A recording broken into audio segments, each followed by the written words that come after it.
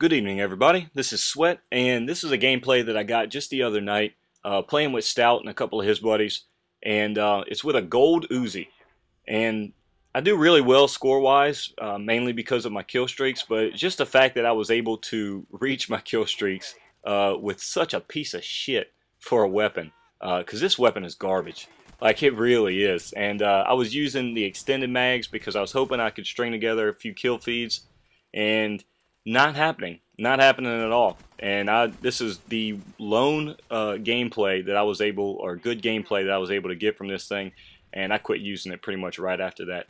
But it's been a while since I told any of you guys my boot camp stories, and this isn't really a boot camp story. I was almost out of the Marine Corps, and I wanted to tell you guys about one of my biggest ass chewings that I've ever gotten in my life.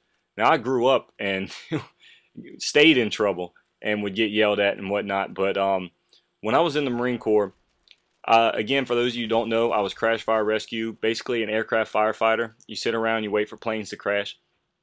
And I had a staff sergeant in charge of me that he left me in charge when he went on vacation.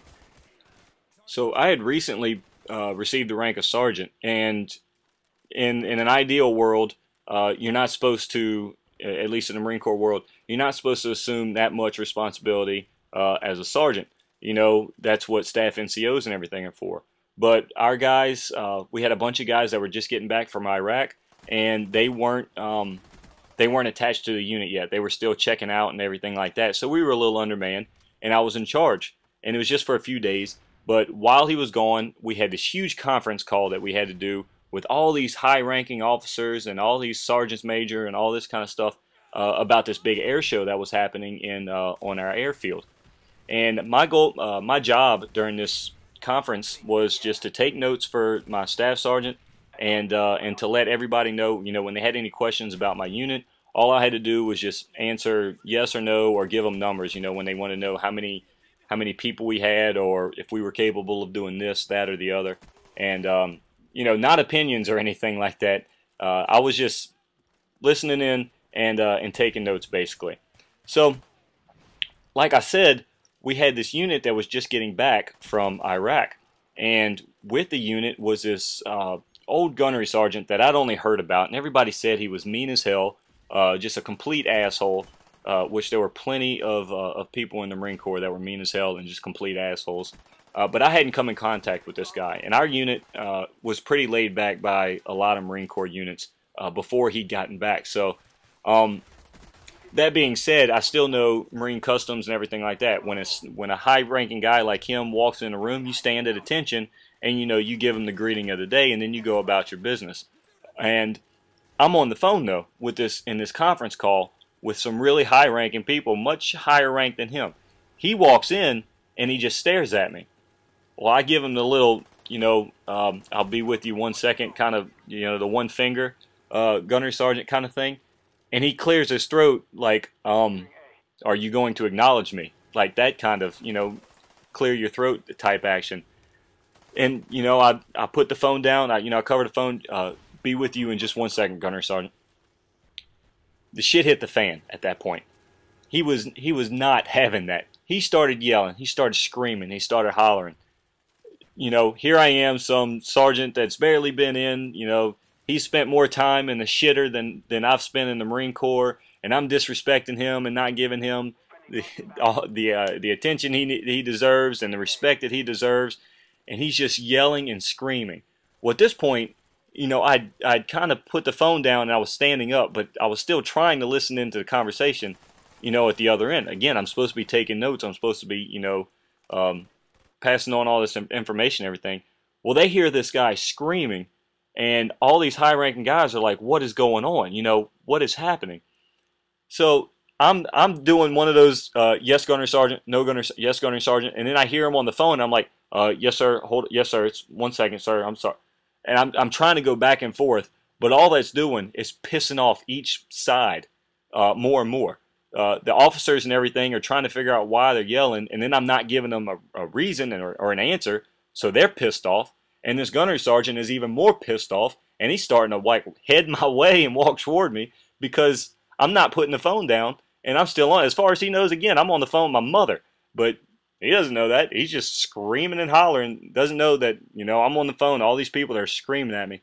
Well, the officer in charge of my unit, you know, he's also in on this call with all these high-ranking guys of the whole airfield, and he hears all this yelling. I mean, it's down the hall. It's a few doors down or whatever. He hears all this screaming, and he comes in there, and all he sees is me standing at attention, you know, yes sir, no sir, and this gunnery sergeant that at this point had gotten like pretty much in my face, you know, the whole knife hand, just foam flowing from his mouth, just screaming at me, and he puts this gunnery sergeant in his place, starts screaming at him, starts yelling at him. Do you know what's going on? Do you know what this devil dog's doing? Do you know what's going? No, you don't. So shut the fuck up and let him finish his goddamn job. And this gunnery sergeant's like, sir, yes, sir.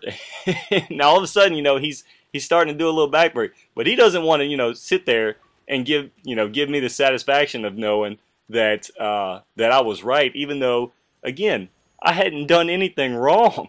And that's one of the biggest points I wanted to tell. Like, one of the biggest reasons of telling this story is how much bullshit that you could get into, and for doing nothing wrong. You know, I didn't do anything that I wasn't supposed to do. I tried to be as courteous as possible, and this guy, you know, wouldn't have it. Wouldn't have it. Just absolutely, that was just me being disrespectful and this, that, and the other. So the officer in charge had put him in his place, told him, let him finish his goddamn call, and you know, that was it. You know, he told me go finish the call.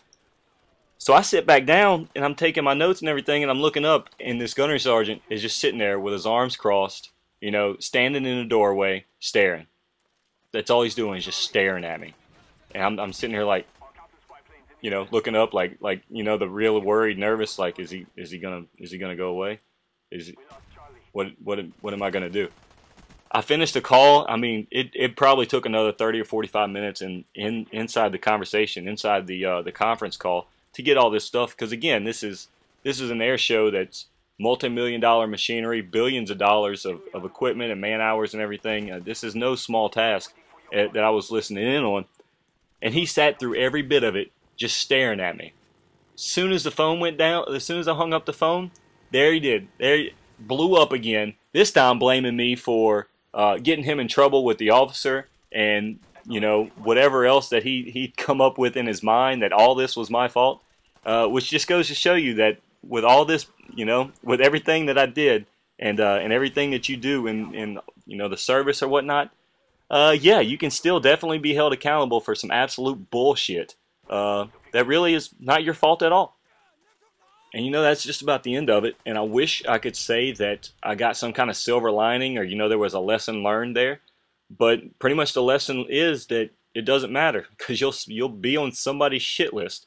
I was on that gunnery sergeant shit list for the rest of the time I was in the Marine Corps, which luckily enough was just a little less than a year for me. But after that, you know whose stories people heard? They heard the gunnery sergeant story about the whole thing. They didn't hear my side of the story, so who are they going to believe? I was just a piece of shit to everybody else that had come in contact with him. So that's all I've got, guys. Thank you again for watching. I want to tell another story that's a bit more vulgar than what I'm used to telling on my channel, and so yeah, I'm a little hesitant. So let me know in the comments below if you guys aren't completely opposed to it. If you're watching this on COD Ops 247, can't thank those guys enough for allowing me to post on here. By all means, check out my link in the description. Come check out my channel. And other than that, guys, I've got nothing else. Y'all have a great day. Thank you for watching, and I'll see you again real soon.